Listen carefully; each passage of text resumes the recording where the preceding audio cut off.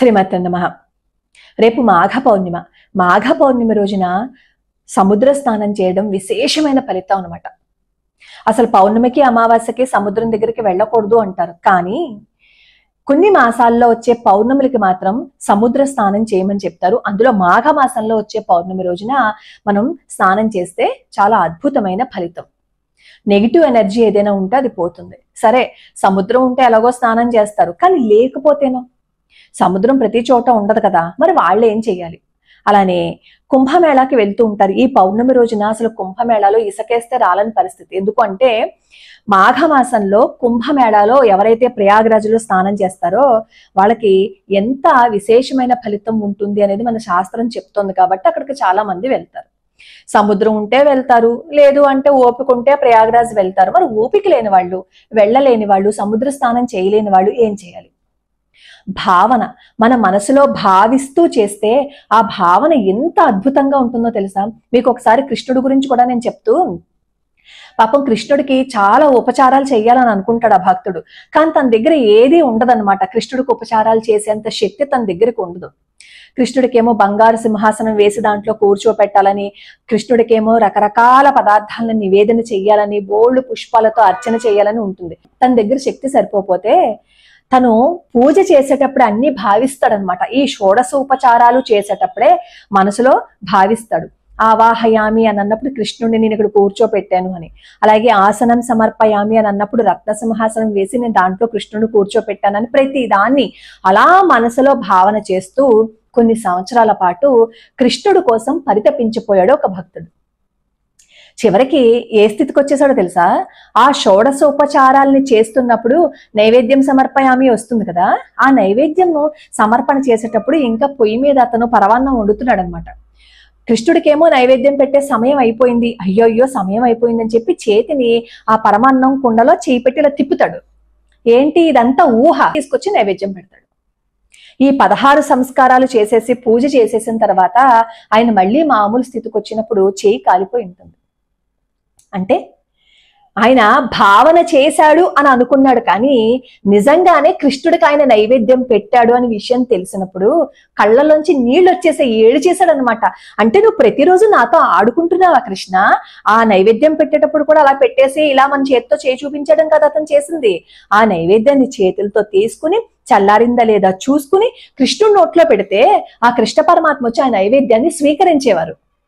అలాగే ఈయన పాటలు పాడుతూ నృత్యం చేస్తూ అలా మైమర్చిపోతూ ఉంటే ఆ భావనలోనే కృష్ణ పరమాత్మ వచ్చి ఈయనతో నృత్యం చేసేవారు అనమాట. ఏడుస్తారైనా ఇంకసలు కృష్ణ నాకు ఇదంతా కల్లోనే చేసావా? ఇదంతా నీతోనే జరిగిందా?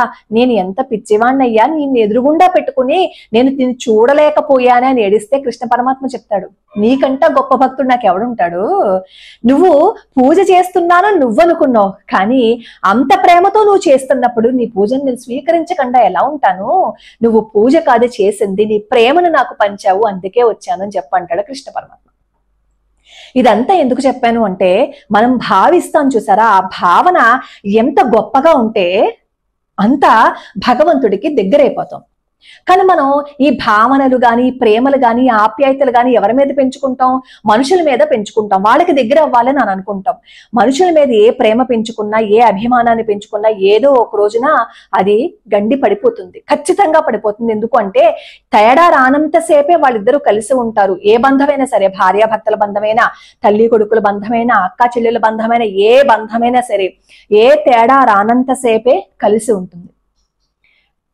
కానీ ఏ తేడా వచ్చినా మనల్ని కాపాడుకుంటూ కళ్ళల్లో పెట్టుకుని చూసుకునేవాడు ఎవడున్నాడు అంటే ఆయనే కృష్ణ పరమాత్మ, ఆయనే భగవంతుడు అనమాట. మనం ఎవరిని నమ్ముతామో అది నాకు కృష్ణుడు కాబట్టి నేను ఎప్పుడు కృష్ణ కృష్ణ అనుకుంటూ ఉంటాను.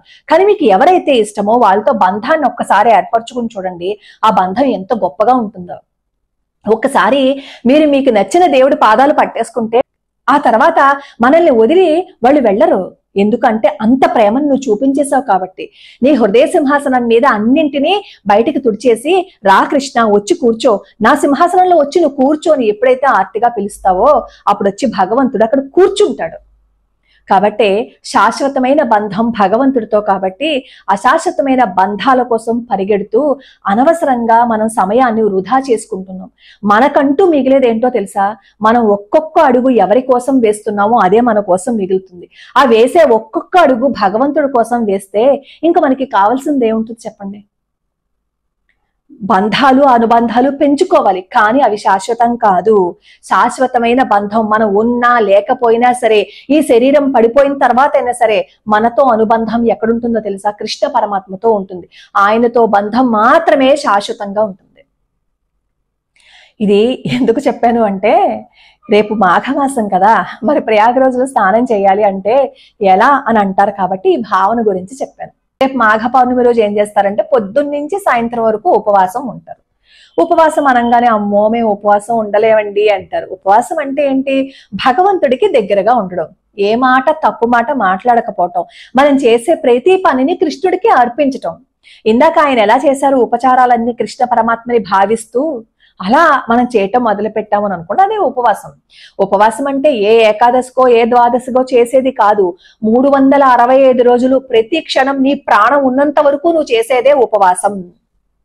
అలా పొద్దున్నుంచి సాయంత్రం వరకు ఉపవాసం ఉండి వెన్నెల్లో ఏం చేస్తారు అంటే లలితా సహస్రనామ స్తోత్రం గాని మీకు ఏ స్తోత్రం వస్తే ఆ స్తోత్రాన్ని వెన్నెల్లో పారాయణ చేయటం మొదలు పెట్టండి. చంద్రుడు మనఃకారకుడు. మనకి మనసులో ఏవైనా ఇబ్బందులున్నా, ఏవైనా బాధలున్నా అవన్నింటినీ చంద్రుడు పోగొడతాడు అనమాట. అలా వెన్నెల్లో కూర్చుని ఒక్క అరగంట సేపు మీకు వచ్చిన స్తోత్రాన్ని అలా చదువుకుంటూ మీరు ఏదైతే భగవంతుడికి నివేదన చేయాలని చేసుకుంటారో దానినే భగవంతుడికి మీరు నివేదన చేసి దాన్ని ప్రసాదంగా తీసుకోండి. అలాగే మాఘ పౌర్ణమి రోజున మీరు ఏ దానమైతే చేస్తారో అది అక్షయ ఫలితాన్ని ఇస్తుంది. అసలు మామూలు రోజుల్లో చేసే దానమే చాలా విశేషమైన ఫలితం ఇంకొకరికి ఇవ్వగలుగుతున్నాము అంటే ఇచ్చే శక్తి భగవంతుడు మనకి ఇచ్చాడు. మనం గొప్పగా ఇస్తున్నామనే భావన కాదు, మనకి ఇచ్చే శక్తి భగవంతుడు ఇచ్చాడు. ఆ ఇచ్చే శక్తి భగవంతుడు ఇచ్చినందుకు ఇంకొకరికి ఇవ్వగలిగాము అంటే అది విశేషంగా మన కర్మని కరిగిస్తుంది. పర్వదినాల్లో చేస్తే మరింత కాస్త పుణ్యం అనమాట. అంటే స్పెషల్ ఆఫర్, బంపర్ ఆఫర్ అంటారు చూసారా, అలా అనమాట. మామూలు రైల్లో వెళ్తే మనం చేరుకోవాల్సిన ప్రదేశానికి ఎలాగో వెళ్తాం. అదే విమానంలో వెళ్ళాము అని అనుకోండి, మరి కాస్త ముందు వెళ్తాం అనమాట. అంటే ఇలా పండగ దినాల్లో గనక మనం ఎవరికైనా అవసరం ఉన్న వాళ్ళకి మనం ఏదైనా ఇస్తే అది ఇంకా మన కర్మను తొందరగా కరిగిస్తుందని చెప్పి మన పెద్దవాళ్ళు చెప్తారు. లలితా సహస్రనామ స్తోత్రం పారాయణని చాలా మంది ఏం చేస్తారంటే పౌర్ణమి రోజున 9 సార్లు 27 సార్లు చదువుతారు. 9 సార్లు లలితా సహస్రనామం చదవాలి అంటే ఒకసారి లలితా సహస్రనామం చదవడానికి 25 నిమిషాలు పడుతుంది. అంటే నెమ్మదిగా చదివితే. అదే నెమ్మదిగా చదివాము అంటే ఖచ్చితంగా 30 నిమిషాలు పడుతుంది. మరి 9 సార్లు చదవాలి అంటే 9 × 30 ఎంత? 270 నిమిషాలు పడుతుంది అనమాట. అంటే దాదాపుగా ఎన్ని గంటలు? 4:30 గంటలు పడుతుంది కదా. 4:30 గంటల సేపు వెన్నెల్లో కూర్చుని పారాయణ చేశాము అని అనుకోండి, వెంటనే ఇంట్లో వాళ్ళు ఏం చేస్తారు? పదమ్మా నీ పుట్టింటికి పెట్టే బేడ సర్దుకో అంటారు. కాబట్టి మనస్ఫూర్తిగా ఒక్క అరగంట సేపు చంద్రుణ్ణి చూస్తూ అలా కళ్ళు మూసుకొని మీరు చంద్రుణ్ణి అలా ధ్యానం చేస్తూ చంద్రుడిలో మీకు నచ్చిన అమ్మవారిని గాని కృష్ణ పరమాత్మని గాని అక్కడ ఊహించుకుంటూ మీరు ఒకసారి శ్లోకాన్ని పారాయణ చేయండి. ఏది రాదనుకోండి, కృష్ణ కృష్ణ కృష్ణ కృష్ణ అని, లేదు అంటే శ్రీమాత్రే నమః అని, మీకు ఏ నామం వస్తే ఆ నామాన్నైనా సరే చంద్రుడిలో ఆ చంద్రకాంతిలో కూర్చుని చేయటానికి ప్రయత్నం చేయండి. మన జీవితాలు మారాలి అంటే మనం చేసే చిన్న ప్రయత్నమే అద్భుతంగా మారిపోయేలా చేస్తుంది. ఎప్పుడైతే మనం భగవంతుడికి దగ్గరైపోతామో కోరడానికి కోరికలే ఉండవు. ఎందుకంటే మన బాధ్యత అంతా ఆయనే చూసుకోవాలి. ఎందుకంటే నాకు ఇంకేం అక్కర్లేదు, నీ కాళ్ళు పట్టుకున్నాను, ఎక్కడ ముంచుతావో ఏ గంగలో ముంచుతావో నువ్వే ముంచేసుకో అని చెప్పి మన బాధ్యత ఆయన మీద పెట్టేశాము అని అనుకోండి, అప్పుడు కృష్ణ పరమాత్మ నేనున్నాను అని వస్తాడు. గజేంద్ర మోక్షంలో గజేంద్రుడికి జరిగింది అదే కదా. అహంకారంతో తన్ని తాను గొప్ప అనుకున్నాడు, ప్రయత్నం చేశాడు, కానీ అహంకారం ఉంది. ఆ అహంకారం ఉన్నంతసేపు కృష్ణ పరమాత్మ రాలేదు. ఎప్పుడైతే శరణాగతి చేశాడో అప్పుడు అన్ని వదిలేసి కృష్ణ పరమాత్మ పరిగెత్తుకుంటూ వచ్చాడు. అయ్యో నన్ను నమ్ముకున్నాడు, నా భక్తుణ్ణి నేను ఖచ్చితంగా ఆపద నుంచి రక్షించాలని చెప్పి ఆయన పరిగెత్తుకుంటూ వచ్చారు. ఎప్పుడైతే ఆ భావన వస్తుందో మనలో, అప్పుడు మనం భగవంతుడికి దగ్గరైపోతాం. ఈ మాఘమాసం, ఈ మాఘ పౌర్ణమి రోజున వీలైనంత తొందరగా లేచి స్నానం చేసి ఉపవాసం ఉండగలిగితే ఉపవాసం ఉండి సాయంత్రం వెన్నెల్లో మీకు వచ్చిన స్తోత్రాన్ని పారాయణ చేసి మీకు ఏదైతే నైవేద్యం చేయాలని అనుకుంటున్నారో అదే నైవేద్యం పెట్టి మీరు దాన్ని తీసుకుంటే భగవంతుడి అనుగ్రహం నెమ్మదిగా మన జీవితాల్లో కూడా ఉంటుంది. ఏవైనా ఆర్థిక కష్టాలు కానీ, మనస్సుకి ఇబ్బంది ఉన్నవని కానీ ఏవైనా సరే అవి తుడిచిపెట్టుకుని పోతాయి. లోకా సమస్తా సుఖినో భవంతు, సర్వే జనా సుఖినో భవంతు.